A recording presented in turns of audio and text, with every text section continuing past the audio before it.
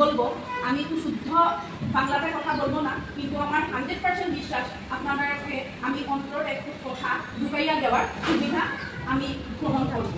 কারণ কেন সবাই তো অত জ্ঞানী, অত জানা আপনাদের কাছ থেকে আমি শিখাই, ঠিক আছে? এখন প্রথমেই আমি শুরুতেই কইতে গেলে আমি কে এই কথাটা কইতে গেলে আমি প্রথমে কইতে লাগবো আমার রিভিউয়ারটা আমার লাগে খুব গ্রহণযোগ্য।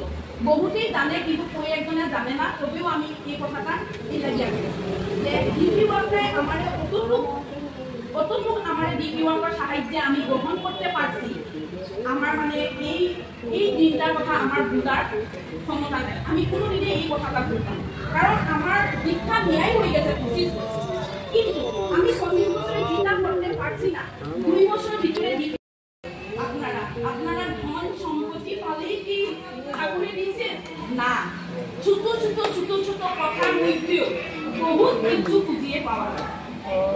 আজকে শ্রাবণ পরিক্রমাতে গরমার কথা কোয়ার খুবই দরকার, কিন্তু আমরা তো মা, আমরাও তো গরমার একটু অংশ, তাই না?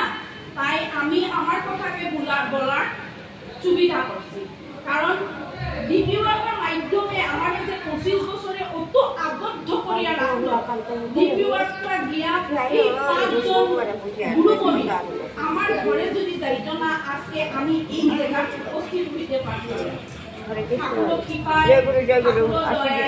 আমি যতটুকু পারি 2-3 বছরের বাঁকা কথা আলোচনাতে এই গ্রহণযোগ্য রিভিউয়ারের বিষয়ে কইয়ে আমি বহুত উপকৃত লাভ করি। কারণ গরমার কথা তো সবই জানে, ঠাকুর কথা সবই জানে, নিজের অনুভূতি কথাগুলা কোয়াটা আমি বিশেষ গ্রহণযোগ্য মনে করি। আজকে আমার রিভিউয়ারকে কত একটা সুন্দর সুবিধা করিয়া দিল, কি আপনাদেরকে আমি এটা জানাবো না? নিশ্চয়ই জানাবো।